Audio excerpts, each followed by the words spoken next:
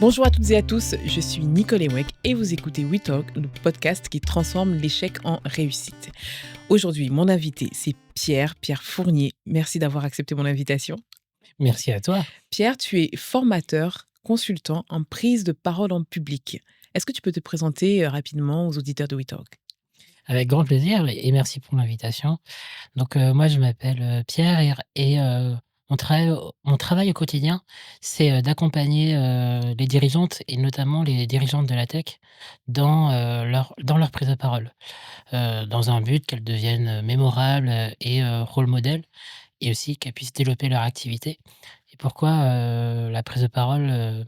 Parce que quand on est dirigeante, qu'on soit entrepreneuse ou manageuse, Mhm. c'est le quotidien, c'est un outil du quotidien indispensable pour, à la fois, fédérer des équipes, trouver de l'activité, trouver des clients, créer de la confiance et on est souvent peu, voire pas formé à des outils autour de la persuasion, autour de comment on engage, comment on se Oui, présente, bien et sûr. cetera, et cetera, Et quoi. même pour faire aussi des podcasts. Et pour faire des Des podcasts podcasts. aussi, quoi. Alors, très bien. Ce que je te propose, c'est qu'au cours de ce podcast, justement, on va parler de tes échecs. Des échecs qui ont parsemé en fait ton chemin, notamment le drame familial que tu as vécu. Ta sœur a été victime d'inceste. Mmh. Tu étais un témoin indirect de ça, nous allons en Mmh. parler. Nous allons parler de l'épuisement professionnel que tu as également vécu, qui s'apparente un petit peu à un burn-out. Mmh. Et ensuite, tu vas nous dire, parce que c'est à We Talk, comment est-ce que tu as rebondi et de quelle manière est-ce que ça t'a construit aujourd'hui en Mmh. tant que personne. Mais avant ça, à We Talk, il y a une tradition. C'est que je prépare un conte pour chacun de mes invités. Est-ce que tu es prêt à écouter le conte duquel tu es le héros? Je suis tout C'est oui. tout oui. Alors, il était une fois un garçon sensible et curieux. Pierre Fournier naît dans une famille modeste, dans un monde où l'on ne pose pas de questions. Ici, tout est clair, figé, immuable. On sait qui est bon, qui est mauvais, qui mérite d'être aimé et qui doit être méprisé. On le lui répète chaque jour comme une prière. Les étrangers sont des menaces et des différences, des dangers. On lui dit qui éviter, qui craindre et qui exclure. Mais Pierre, lui, ne comprend pas. Pourquoi son ami Kamel, toujours prêt à l'aider en maths, serait-il un voleur simplement parce qu'il est algérien? Pourquoi la famille Juan, qui habite au bout de la rue, mérite-t-elle d'être moquée alors que leur fils possède la plus belle collection de cartes Pokémon du quartier? Pourquoi son copain Antoine, né en Guadeloupe, devrait-il rentrer chez lui alors qu'il est ici chez lui? Pierre grandit avec ces questions. Elles s'accumulent, elles s'entrechoquent dans son esprit, grignotent les certitudes qu'on essaie de lui inculquer. Il y a une incohérence, il le sent. Mais il y a autre chose, quelque chose de plus grand, de plus sombre, quelque chose dont personne ne parle. Sa sœur.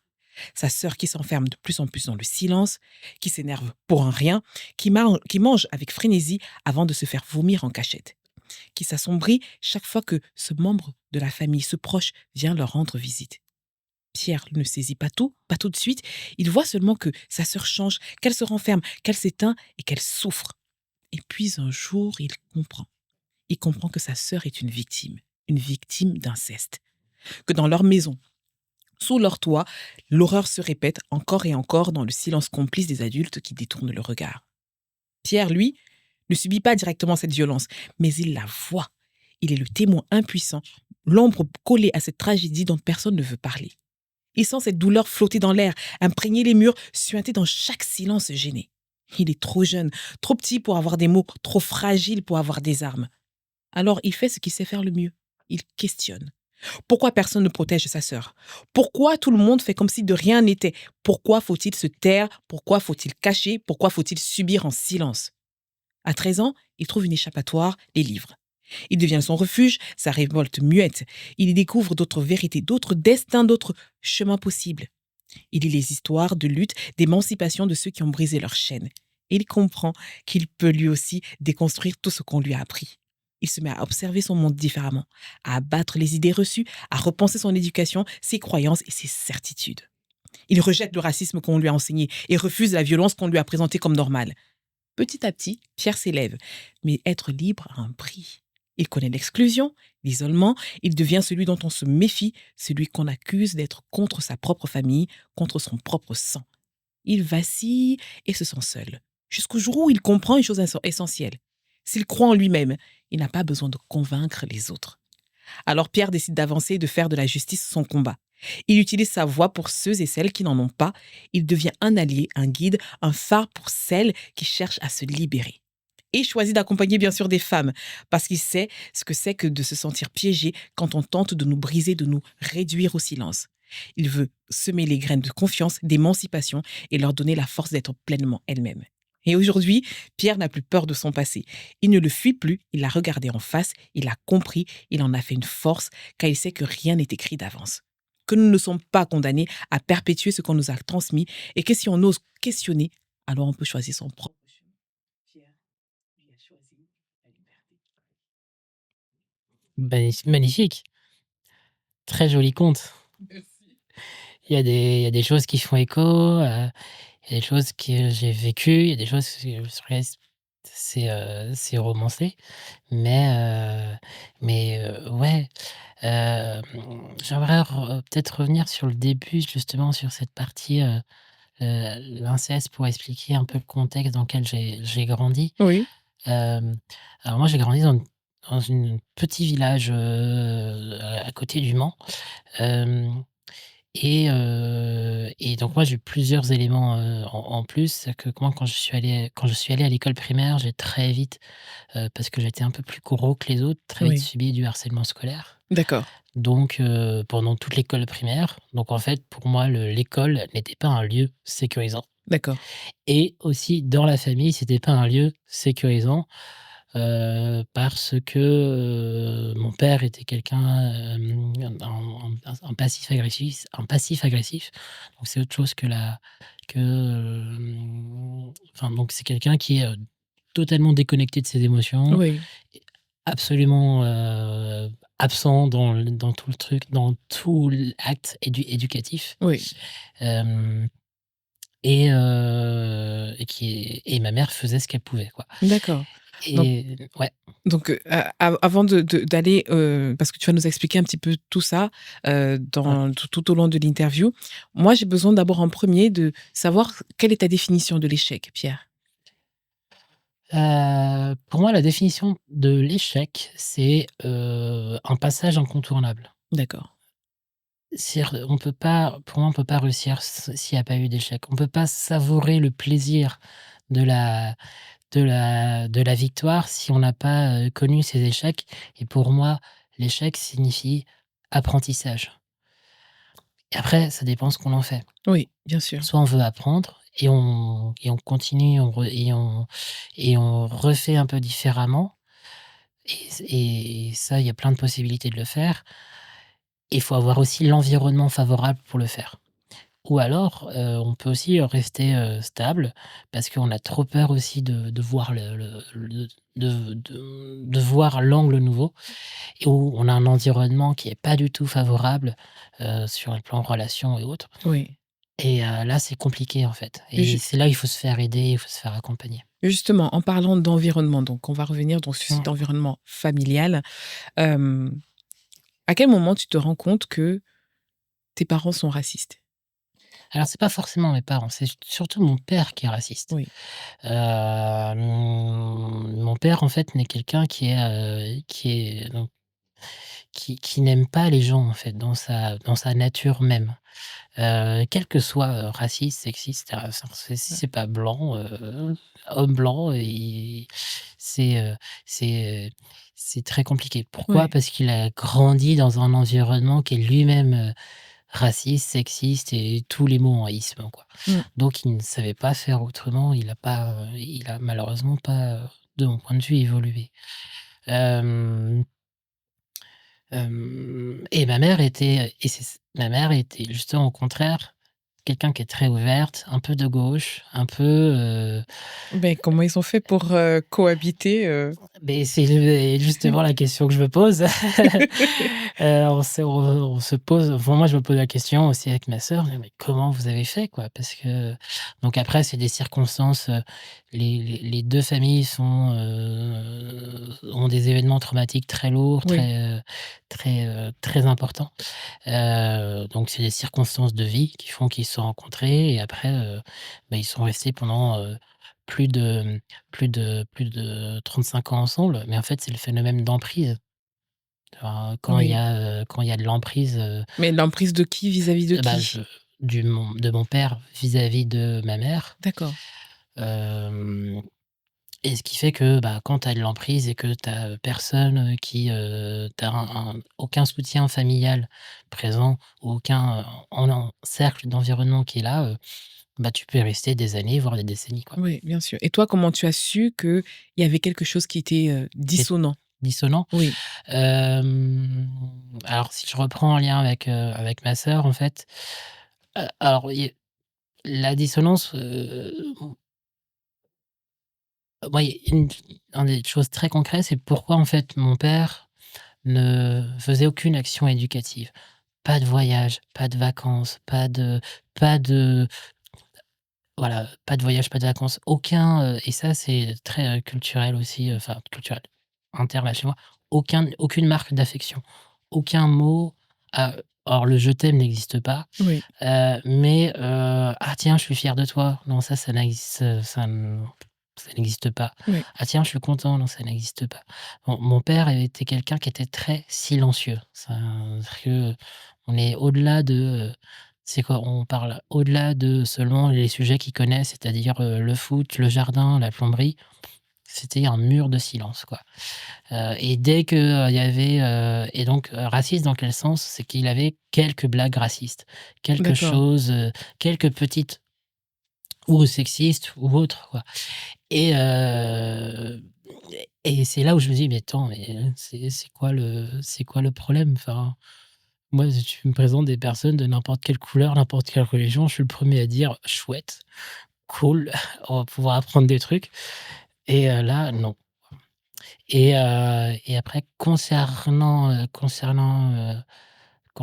ma sœur, en fait, c'est ma mère qui a été très transparente à l'âge de 8 ans. Oui. M'a dit, en fait, qu'il y avait un que mon que le père de mon père avait fait un acte, incestueux vis-à-vis de ma sœur. Donc ton grand-père? Ouais, exactement. Et en fait, comment ça s'est, passé, comment c'est arrivé, en tout cas, comment on l'a appris, c'est que ma sœur avait piqué une énorme colère, puisqu'elle s'est souvenue de moments, précis. Oui, Et après, c'était, tombé dans une extrême violence. Elle est tombée dans une extrême violence, comme toute personne, en fait, qui, heu subit ce genre d'acte. oui. Alors, sauf que moi, je dis ça aujourd'hui, j'ai 32 ans. Si je remets dans le contexte où j'ai 8 ans, je ne comprends pas, tout ça. Tout ça, on est dans une société avant MeToo, Oui. c'est des non-sujets, quoi.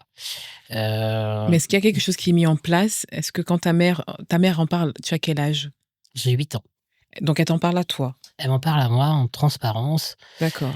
Et ensuite, ce qui se passe, c'est qu'il y a 2 choses. La première chose, c'est que, donc mon père se trouve entre 2 eaux, parce qu'il doit croire qui? Son Mmh. père ou sa fille? Ouais. Et donc qu'est-ce qui se passe? Qu'est-ce qu'ils font? Qu'est-ce qui, est mis en place? Et qu'est-ce qu'il met en place? Et ma mon père a décidé de croire son père. Donc ce qui se passe, c'est qu'il y a une dislocation de la famille très forte, donc un Oui, isolement, très, très, très important. Ma mère commence à faire des actions, pour voir un avocat, pour oui. porter en justice, pour porter plainte. Et en fait, l'avocat, en avant MeToo, on est en 2007, je crois, non, même un peu avant. 2005, donc c'est dans le sujet. Et l'avocat lui dit: «En fait, ça, c'est parole contre parole. Oui. Il y a eu, un acte, de santé, en fait, qui montre que ma sœur a été, Elle avait quel heu, âge ta sœur? on a 6 ans d'écart, elle avait 13 ans. D'accord. Qu'il y a eu acte de pénétration, et on saura jamais par qui. Donc on sait qu'il y a eu un acte de santé qui a été fait pour prouver, mais en fait, on ne sait pas par qui. Et donc l'avocat le dit à l'époque: «Mais en fait, c'est parole contre parole. Mais le problème, c'est que votre père, c'est un ancien militaire, donc c'est compliqué, quoi.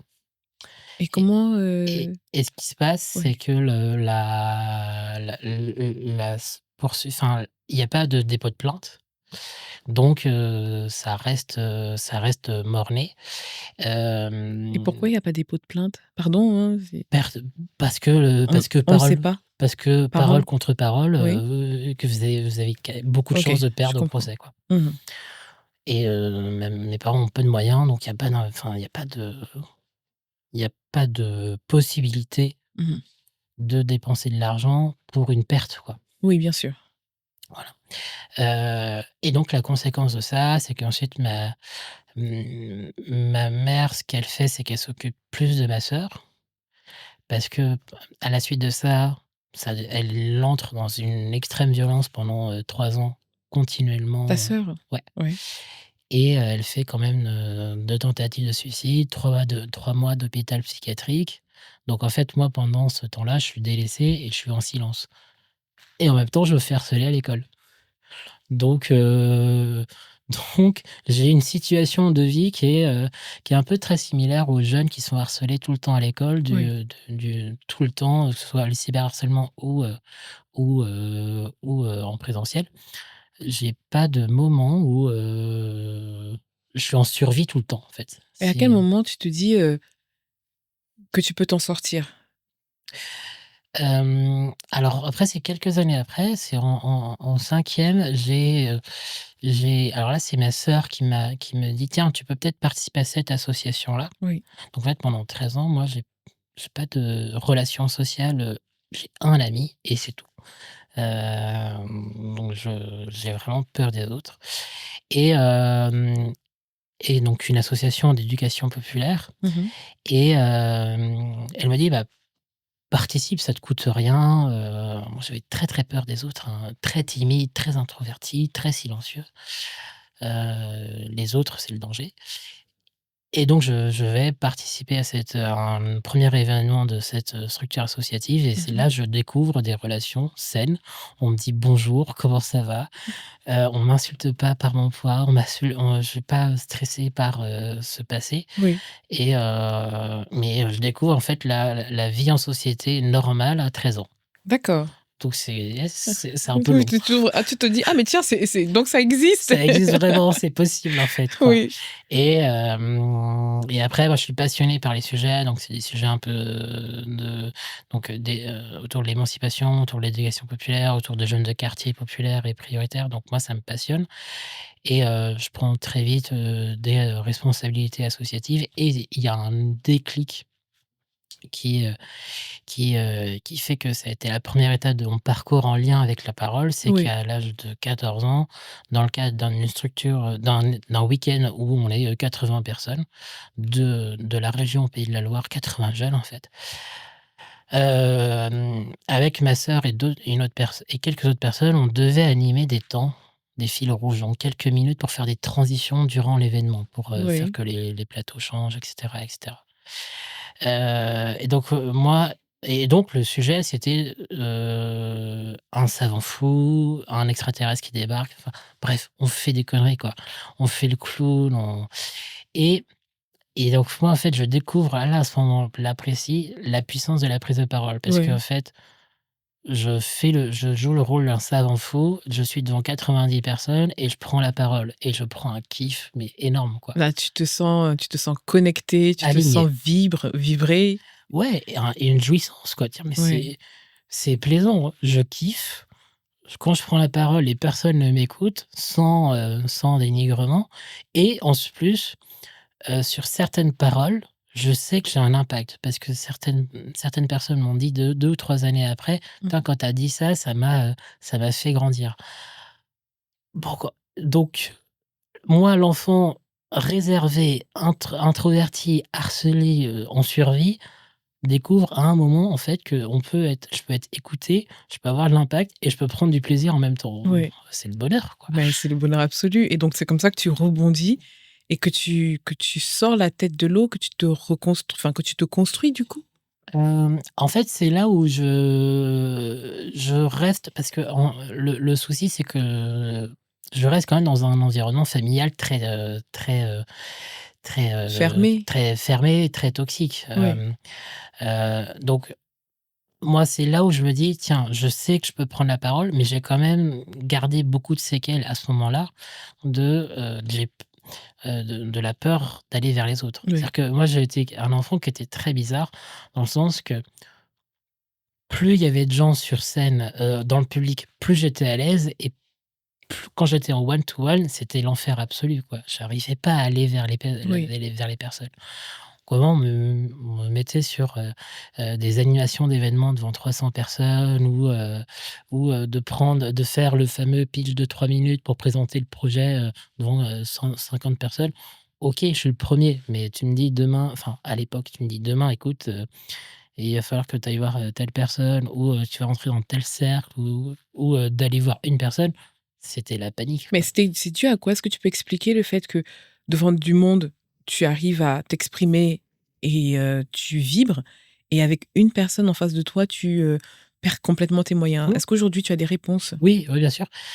En fait, c'est que le premier truc, c'est que quand on est face à un grand groupe ou à un groupe, il y a très peu de jugement. Il y a très peu de retours en disant, il y a très peu d'insultes. D'accord. Il y a pas c'est quand même très rare qu'une personne de l'assemblée va dire: «Non, sale gros», ou «Non, là, c'est totalement dégueulasse ce que tu as dit».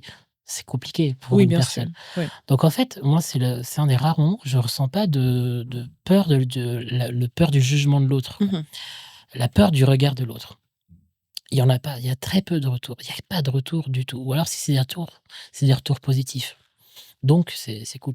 Mais quand on est en one to one, en face à face, et que la personne dit non, le Mmh. potentiel de dire non, Oui, et ben, en fait, pour moi, le potentiel de dire non, ou le potentiel de dire: «Non, en fait, c'est pas tout à fait ça», «Non, je j'aime pas ça de toi», bah, pour moi, ça, c'est très violent, et quand oui. que je le prends comme un potentiel, bah, j'y vais pas. D'accord et comment aujourd'hui tu peux dire que cet événement-là, ces événements-là ont fait de toi la personne que tu es aujourd'hui? Que ce soit, le drame familial que tu as vécu, le harcèlement que tu as vécu à l'école. Aujourd'hui, qu'est-ce que ça a fait de toi? Et ben, en fait, ça m'a apporté, des choses indispensables dans la prise de parole et dans mon quotidien. C'est 3 choses. La première, c'est la capacité d'observation. Mmh. Observer les gens tels qu'ils sont, Oui. dans leur interaction, dans leur non-interaction. Deuxième chose, c'est la capacité d'écoute. Écouter activement les personnes. Mmh. Et troisième chose, c'est la synthèse. D'accord, Parce que les moments où je prenais peu la parole étaient rares, donc il fallait être synthétique. d'accord. OK. Et tout ça, en fait, ce sont des choses qui sont, indispensables dans la prise de parole, mais aussi dans le quotidien, dans les relations avec les autres, ouais. D'accord et est-ce que pendant cette période-là, il y avait quand même quelqu'un sur qui tu pouvais compter, un ami, une personne, à qui tu t'étais confié de tout ce que tu vivais? Heu, j je ne Alors j'avais un ami que je voyais régulièrement, mais on faisait plutôt de la jeu des jeux de ping-pong ou autre. Ouais, Mais, à l'époque, moi, je ne conscientisais pas tout ça. d'accord, OK. Parce qu'en fait, c'était mon environnement d'éducatif, j'étais très peu confronté à d'autres environnements. D'accord. Et c'est, bien plus tard, à 27-28 ans, où j'ai pu avoir des mots, j'ai pu, me rendre compte, en fait, de cet environnement un petit peu, dysfonctionnel dans De lequel j'ai grandi. Mais, d'accord. mais, mais OK. j'ai mais comme un enfant qui grandit avec ses parents, ils disent: «Bah non, ce milieu-là est normal», quoi. D'accord, Et OK. voilà.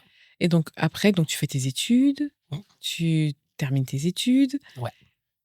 et qu'est-ce que tu fais après? Tu rentres dans le milieu, de le monde de l'entreprise normal, à salarié ou qu'est-ce que tu fais, après tes études? Alors, après mes études, je fais, 2 choses. La première chose, c'est que je fais une année de service civique dans une asso qui lutte contre l'obsolescence programmée, Mmh. de volontariat. Puisqu'en fait, études chez Économie sociale, donc tous les sujets autour de l'injustice, des inégalités sociales, du climat m'intéressent. Je développe des projets. Je dois accompagner la structure, de cette, la structuration de cet asso, sur l'accompagnement des adhérents, l'accompagnement des bénévoles et de motiver les bénévoles à faire des trucs. Finalement, tu restes un peu dans le milieu associatif toujours? Exactement, ouais, ouais, D'accord, j'ai toujours un long parcours associatif pendant plus de 15 ans, ça a été un de mes fils conducteurs. d'accord. Parce que c'est là où, je me plais le mieux, Ouais, et j'apprends plein de trucs que j'apprends pas à l'école, quoi. Comme la prise de parole en public. oui, Hem je fais, 8 mois et là, j'ai eu un autre déclic sur la prise de parole. C'est que pendant ce service civique, je participe au concours Eloquentia à Nanterre. Donc ça, c'était il y a 8 ans. Suite au documentaire à voix haute que je visionne, un peu avant, je suis amoureux de ce documentaire, amoureux de cette structure associative oui. je participe au concours et c'est là où je découvre, en fait, la puissance de la rhétorique. Puisqu'en fait, j'y vais sans, conviction, j'y connaissais rien en structuration, rien en persuasion. J'achète juste un livre de Bertrand Perrier, La parole est un sport de combat, j'applique et en fait, je termine en quart de finale. Je peux je suis le premier surpris, quoi. C'est un concours d'éloquence, on Concours, précise, ouais. Eloquentia. Et ouais, Ouais, exactement. Le plus grand concours de prise de parole de France d'accord. pour les jeunes et c'est là où je me dis: «Ah tiens, si un jour si je peux être formateur en prise de parole ou être payé pour être vu, ça, ce serait le kiff, quoi». Et c'est ça le déclic qui t'emmène après vers l'entrepreneuriat? Pourquoi tu décides de ne pas être salarié? Hem Parce qu'après mon service civique, j'ai eu une opportunité. J'ai fait un startup week-end avec, 2 connaissances Mmh. en fait, le startup week-end, donc c'est un format sur 3 jours. On crée, un projet entrepreneurial de A à Z Oui, en fait, on a une opportunité de développer le projet. On est passé on est passé de l'idée au premier client en 2 jours. Le projet était de créer un biscuit fait à partir de pain, invendu, d'accord. et en 2 jours, en fait, on trouve notre 1er client et on remporte, le lauréat enfin, le concours du Startup Weekend, sur Le Mans en 2018 et après tout va très vite. C'est-à-dire que, en une semaine, on a une opportunité d'ouvrir un espace commercial, dans un centre commercial sur Le Mans Oui. et en fait, après l'aventure part. On ouvre un café en 15 jours et ensuite tout va très, très vite. Donc c'est vraiment l'opportunité entrepreneuriale, qui est arrivée. Moi, je ne rêvais jamais d'être entrepreneur. Je savais pas que l'entrepreneuriat, ça existait. Oui. Enfin, je savais que ça existait, mais moi, entrepreneur, jamais. Tu ne te voyais pas du Pas tout, du tout, donc pas tout du tout. s'enchaîne, tout est, positif, tout est, finalement un peu idyllique et puis finalement, Oui, en fait, idyllique, dans l'extérieur, pour donner quelques chiffres, en fait, on vend, quasiment, je crois que c'est, 100 000 biscuits en un an. On fait 80 000 € de chiffre d'affaires. On ouvre dans 2 espaces commerciaux, 2 ah oui, centres, quand même. commercial. Oui. Ouais, ouais. Moi, j'étais responsable des relations presse et de la communication. J'ai obtenu 70 relais presse en 1 an, plus un peu du développement commercial, plus la gestion d'un café. Oui. Donc plein de choses, quoi et donc moi, j'arrive, par exemple, quand parfois je sortais en ville, les gens me reconnaissaient dans la rue: «Ah mais vous êtes le monsieur des biscuits ou des machins», tu vois? Ouais, mais enfin, je suis pas fait pour ça quand même, hein. Moi, mon but, c'est quand même, de vendre des Hem, biscuits. C'est mais pas on te d'être une star, reconnaît, quoi. voilà, Mais voilà, moi mais on ouais, te ouais, reconnaît. ouais, j'ai connu la gloire locale et je me suis dit: «Non, plus jamais». Enfin, plus jamais dans le sens, c'est très étrange. La première fois, on me reconnaît dans la rue, tu dis: Ouais, OK, d'accord et moi, je reste très, comme je suis, mais je sais que pour certaines personnes, ça peut très vite vriller, quoi. Oui. Hem Donc il y a un et peu la petite notoriété locale, il y exactement, a le exactement succès, le chiffre d'affaires qui est et plutôt j impressionnant à tu vois, plusieurs chiffres. on travaille avec des structures type, Blablacar, ou Oui, ah d'autres, oui. enfin, ça va très vite, quoi Donc tout semble parfait Et Et puis pourtant après, en fait, il y a eu quelques petits effritements avec problème de tension avec mes anciens associés. oui, On se voit très peu pour faire des réunions stratégiques parce qu'on a 2 espaces, chaque enfin 2 cafés. Donc moi, en fait, je tiens le premier café, donc je fais, donc les heures d'ouverture, c'est, 9h-19h du mmh, lundi au samedi, donc faut rajouter 2 heures parce que faut le trajet. oui. Donc en fait, je fais 8h-20h du lundi au samedi pendant 13 mois. Donc c'est com 8h-20h du lundi au samedi pendant 13 mois. pendant 13 mois. D'accord. Donc c'est compliqué d'avoir une vie sociale autre, Oui, totalement. voire quasiment Donc c'est voire un peu comme si tu impossible. retombais dans une forme d'isolement là? Exactement, exactement. Je l'ai découvert après coup. Hem, mais voilà, on faisait du chiffre, mais pas assez pour se payer parce que, on n'était pas assez, il y avait pas assez d'activités. On lançait pas mal de choses et ça, c'est aussi un conseil que je peux dire, mais, heu, on avait, 4 tunnels de vente différents. On avait les cafés, on avait les hôtels, on avait les restaurants scolaires et la partie traiteur. Concentrez-vous sur un seul truc qui marche, quoi. Se concentrer d'abord sur une cible, sur un Et seul tunnel et de le t vente. et le truc qui marche le plus D'accord. et qui prend le moins de temps. Nous, on a tout fait et moi, et en fait, ça a été trop, ça a été beaucoup trop mais voilà, ça, c'est un pour le contexte et ensuite, en fait, c'est ma relation avec mes anciens associés aujourd'hui, où je me suis aperçu qu'en termes de valeurs, Mmh. il y avait, c'était, compliqué. C'était pas aligné. Et en fait, pour moi, le projet est parti beaucoup trop vite et il y a un moment, c'était au bout de 13 mois, je ressens, en fait, les premiers symptômes du burn-out. Donc par exemple, je tombe plus facilement, j'oublie des mots, Oui. je j'ai, j'ai une, j'ai plus envie que les clients viennent dans le café, j'ai plus envie de les servir, voilà, enfin, c'est des choses Une comme ça. démotivation totale, un Ouais, désengagement. total, total. Une capacité cognitive réduite à néant, voilà et donc là, j'ai les premiers, vraiment ces premiers symptômes. J'ai des amis qui ont connu des épuisements professionnels et donc ils m'ont dit: «Fais gaffe parce que là, tu le début». Ouais. Hem Et après, je me suis arrêté, pendant, 15 jours, donc plus de café, donc après c'est mes anciens associés qui, heu, qui ont fait le Qui reprennent un petit qui peu, prennent la main oui, qui prennent le relais. et il y a aussi, voilà, je peux le dire maintenant, mais quelques moments de trahison avec mes anciens associés sur des termes, sur des mots, sur des promesses qui ont pas été tenues, enfin, voilà, parce que moi à l'époque, moi je gagnais pas d'argent, j'étais au RSA à l'époque, hein. Mmh mh. Donc 13 mois, tu pas de vie sociale, tu pas de vie amoureuse, tu pas de vie amicale et tu pas d'argent, c'est un peu sacrificiel, beaucoup trop. Vous aviez signé des documents? Oui, oui, oui, mais justement, c'était aussi une de mes erreurs, c'est que, il y avait pas de, j'avais pas mal lu les documents et maintenant, je ne referai plus jamais ces erreurs-là. Hem, donc et pourquoi j'ai fait ces erreurs? Parce qu'en fait,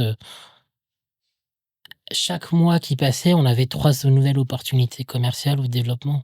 Donc ça s'arrêtait jamais. On n'a Mmh. jamais eu de moment de pause, on dire: «OK, on pense à la strat, qu'est-ce qu'on fait? Qu'est-ce qu'on fait pas? Qu'est-ce qu'on C'est-à-dire qu'on fait plus?» consolide ce que l'on a Oui, avant de vouloir absolument se développer, se déployer, enfin s et on se concentre sur un seul truc oui. qui fonctionne, qui est rentable et qui prend pas de temps. Et Enfin moi, comment se c'était ma philosophie, quoi. et comment on se relève de ça? C'est de cet épuisement parce que c'est tu utilises ce terme épuisement mental. Comment on fait?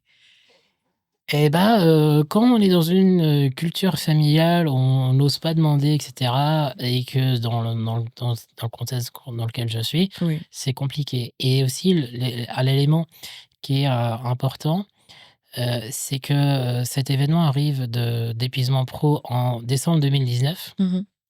et en mars 2020, il y a le confinement. Ce qui fait que, moi, en fait, les 6 premiers mois, donc les 3 premiers mois de confinement, moi, je tournais en rond et j'avais plus d'énergie de vie, quoi Oui. et ça c'est un truc qui a été extrêmement violent aussi. C'est que, on parlait de gloire ou la gloire médiatique. Plein de gens soutenaient le projet. et en fait, moi, du jour au lendemain, quand je décide d'arrêter, j'ai plus aucun coup de fil et je rentre dans un isolement complet. Je recontacte des per enfin, je rentre, pas par choix, mais, en contactant, toutes les anciennes personnes, qui soutenaient le projet, Oui. plus aucune réponse. Parce que tu t'étais retiré du projet? D'accord. Ah bah, pas de réponse, donc je Oui, suppose que oui, mais oui. en tout cas, donc je rentre, il y a le Mais tu les confinement, recontactes pourquoi? Tu as besoin de quoi? bah, pour avoir leur regard, leur point de vue sur ma situation, Oui. et bah, aussi pour, possiblement, trouver des pistes, pour trouver un boulot ou Pour autre parce que, bah, rebondir, j'ai ouais. développé des compétences et autres. Pas de réponse. D'accord. Ah Bon, c'est il y a le confinement et en fait, moi, les 8 premiers mois, c'était un peu un jour sans fin qui se répète, en fait, je suis nul, je suis mauvais et cetera et mmh. aussi il y a tous ces événements familiaux qui remontent, D'accord. et cetera et donc au bout de 6 mois, je crois que c'est 6 mois, je commençais à prendre, donc je suis vraiment au fond du trou. Je ne lis plus, moi qui étais très curieux, je lis plus. Je retourne, je suis encore chez mes parents et c'est très traumatique. Oui. Mon père et voilà. Hem et donc et au bout de 6 mois, je vais consulter un psy. Moi qui me disais: «Je vais m'en sortir tout seul», bah, non. Il faut quand on a la possibilité, il faut se faire aider, il faut se faire accompagner, quoi. À ce moment-là, tes parents, quand tu retournes chez eux, qu'est-ce qu'ils disent? Qu'est-ce qu'ils te disent? Est-ce qu'ils t'encouragent quand même? Quels sont les mots qu'ils utilisent pour t'aider? Mais en fait, c'est que mes parents à ce moment-là, c'est très tendu entre eux.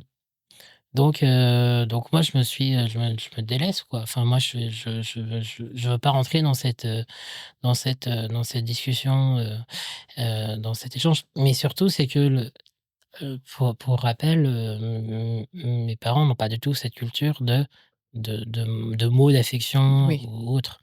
Donc ils ont pas changé depuis. Donc c'est vraiment ce côté, bon, chacun fait un peu sa vie, quoi. oui.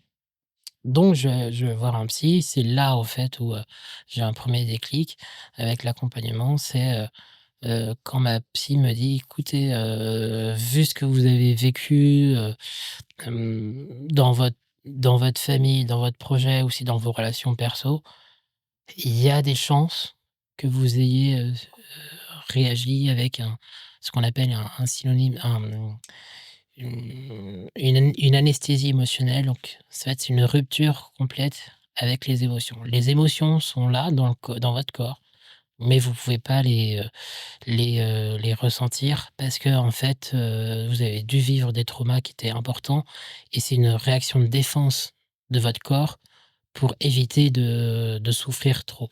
D'accord, donc en fait, ça se manifeste comment? C'est comme si tu t'absentais à toi-même, cette, rupture émotionnelle?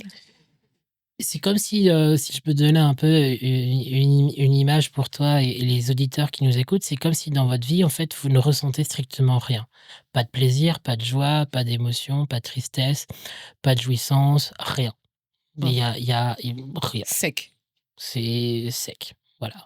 Il y a que l'intellectuel. C'est, Et comment tu fais pour, et ta psy, elle te donne des clés pour que tu puisses te reconnecter à toi-même? Oui, en fait, elle me donne des clés, puis après j'ai toujours été très curieux depuis enfant, j'ai quand même cette notion de pourquoi. Oui, Maintenant j'ai changé, c'est pourquoi, mais d'abord comment, quoi faire parce que pourquoi c'est bien, mais comment on passe à l'action. mmh, Mais pourquoi? Et en fait, même si j'ai des capacités cognitives qui sont vraiment altérées, où il y a un isolement fort, j'ai envie de comprendre et donc c'est là où je découvre des travaux de Muriel Salmona, qui est une grande psychologue sur les questions de trauma sexuel, de trauma des violences, sur YouTube, hein, je commence. mmh. C'est une curiosité, sur YouTube et puis après les travaux de Boris Cyrulnik et après je commence à lire des livres de ces personnes-là et c'est là où je découvre bah, déjà des outils concrets, parce que donc c'est des cas pratiques de personnes qui ont vécu en fait, soit des traumas de résilience, soit des chemins de résilience ou des traumas importants Oui, et c'est là où c'est là où je dis: «Ah tiens, là il y a enfin un début de chemin possible de comment on fait pour s'en sortir» mmh. et l'une des premières étapes, que ce soit Salmona ou Cyrulnik, pour déclencher un processus de résilience et pour sortir de ces événements traumatiques, c'est de rentrer dans un environnement sain sur un plan, affectif. Donc en gros, de sortir de l'environnement, toxique et de d'intégrer un environnement où les relations sont affectives, sont saines. D'accord.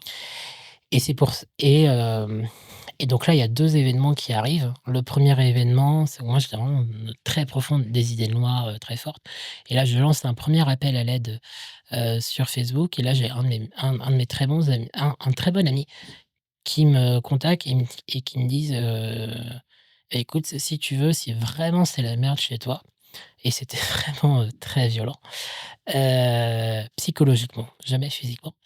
«Mes parents peuvent t'héberger si vraiment tu en as besoin» et là arrive le deuxième confinement et là, en fait, c'était très, très, très violent et là, je vais être hébergé pendant, gracieusement chez eux pendant 2 mois et demi et là, je découvre un truc que donc je découvre à 26 ans, une famille qui se parle, une famille qui, malgré des différences, se respecte, Oui. s'apprécie, dire: «Ah oui, en fait, ça existe vraiment». Ça fait C'est comme quand tu, découvres le milieu associatif, tout à coup, tu dis: «Ah, ah, ça ça existe». existe, c'est ça, Oui. c'est ça et après, il y a un deuxième événement un peu plus tard, parce que j'ai eu quand même quelques jobs salariés, mais ça a pas été, conclu et en 2022, en fait, fin 2022, je pars pendant, 3 mois dans un espace de retraite, D'accord. chrétien, en Bourgogne, à Thésée, où en fait, c'est un lieu où je vais habituellement, 2 fois par semaine depuis 6 ans et c'est le seul lieu où je me sens très bien. D'accord. Et OK. donc pendant 3 mois, je suis volontaire, je fais des actions, toutes simples, pour aider, à l'accueil des personnes, aux, prières qui sont là et donc c'est, la vaisselle, du Tu t'occupes, nettoyage, l'accueil de camping, en gros ouais. et c'est là où en fait je découvre, la puissance de l'écriture. Je découvre aussi des personnes qui sont, un peu, dire saines et où en fait il y a du respect et c'est là où je commence en fait le processus de résilience par l'écriture en fait. D'accord. Aujourd'hui, si tu devais faire un bilan de tout ce que tu as vécu, Ouais. tu dirais que ces événements-là, comment est-ce qu'ils qu'est-ce que tu en tires? Quelle est la force que tu puises de tout ça? Comment est-ce que tu ça définit le Pierre d'aujourd'hui? Bah, c'est, le Pierre qui est de plus en plus solide en fait parce que, ça m'a permis de pouvoir réaliser le seul rêve que j'ai, c'est formateur en prise de parole. C'est, organiser, être sur scène et parler de ces sujets autour de l'influence. C'est ça en fait moi il y a une question qui m'a toujours taraudé l'esprit, c'est de tout ce parcours, c'est qu'est-ce qui fait que quand il y a des gens qui écoutent d'autres gens, les gens peuvent passer à l'action ou pas? Pourquoi? Pourquoi qu'il y a des gens qui parlent, les gens changent? Oui. Et en fait, de tout mon par pour le meilleur comme pour le pire, comme je l'ai connu dans ma famille, dans ma situation, mais aussi dans la société. On fait pas de description, d'exemples concrets, mais la parole a un pouvoir extrêmement puissant pour détruire ou construire. Et donc moi, dans mon projet, je transmets beaucoup d'éléments pour construire, mais les outils, les méthodes sont les mêmes et donc pour faire les 2. Et donc c'est ça moi qui me plaît, c'est Heu, l l'impact en fait de la parole, c'est pour générer des actions chez les autres. D'accord. C'est pas parler pour s'écouter parler, mais c'est ça et derrière, il y a plein d'outils, plein de méthodes, de la rhétorique, de la psychologie, de la philosophie, de la poésie, de l'écriture et qui font que des neurosciences, qui font que, bah, on découvre en fait, toute la phase, très riche de l'humain dans son côté le plus dégueulasse, mais aussi dans ce côté le plus, merveilleux. Mmh. Et c'est ça qui me plaît à transmettre, à mieux comprendre Hem, et à donner des clés, quoi. d'accord, OK, bah, c'est fabuleux. Dis-moi Pierre, aujourd'hui, quelle est ta définition de la réussite? Hem, Devenir le numéro un dans ce que l'on aime faire le plus et D'accord, tracer sa route. d'accord. C'est une belle définition. En tout cas, c'est une belle façon de voir les choses. Et enfin, à 8 ans, je dis souvent qu'on ne se fait pas tout seul, qu'il y a des détracteurs, une personne providence. Les détracteurs, c'est les personnes qui, nous mettent des bâtons dans les roues et qui, nous poussent à nous challenger et à sortir un peu de Ouais. notre zone de confort.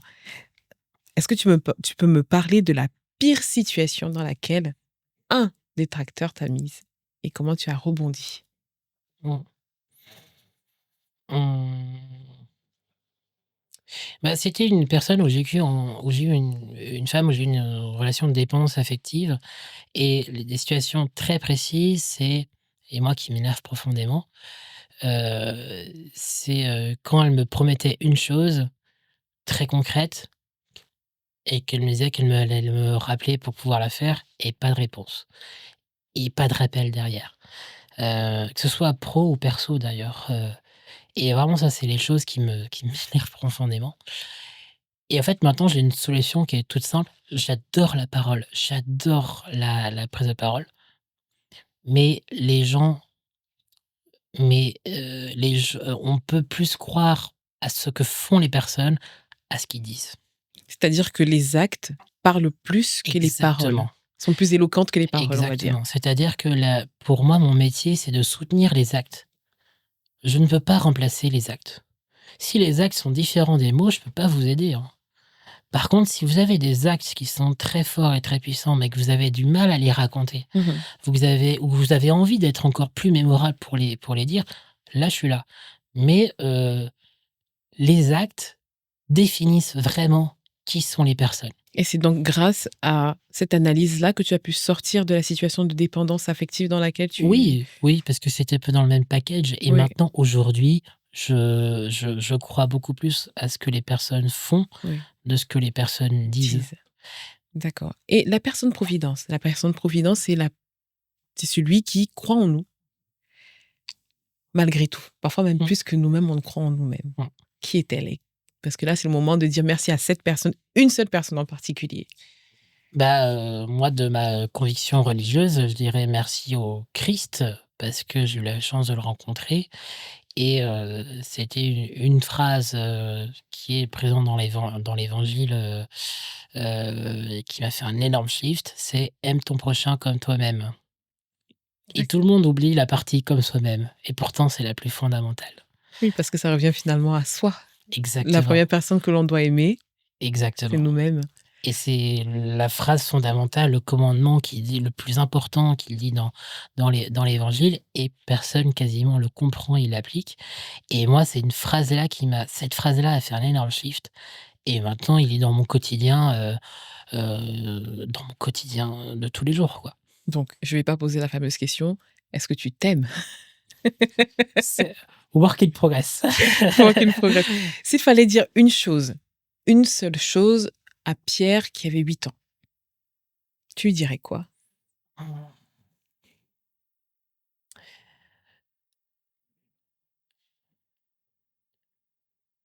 Dire non ne fait pas mal. C'est beau ça. Dire non ne fait pas mal. Écoute Pierre, on arrive, vraiment tout à la fin. Pourquoi est-ce qu'on devrait écouter cet épisode avec Pierre Fournier? Pourquoi? Pour montrer que tout est possible et aussi pour dire que, même si vous êtes dans des relations, dysfonctionnelles, avec vos plus proches, heu, vous pouvez dire non.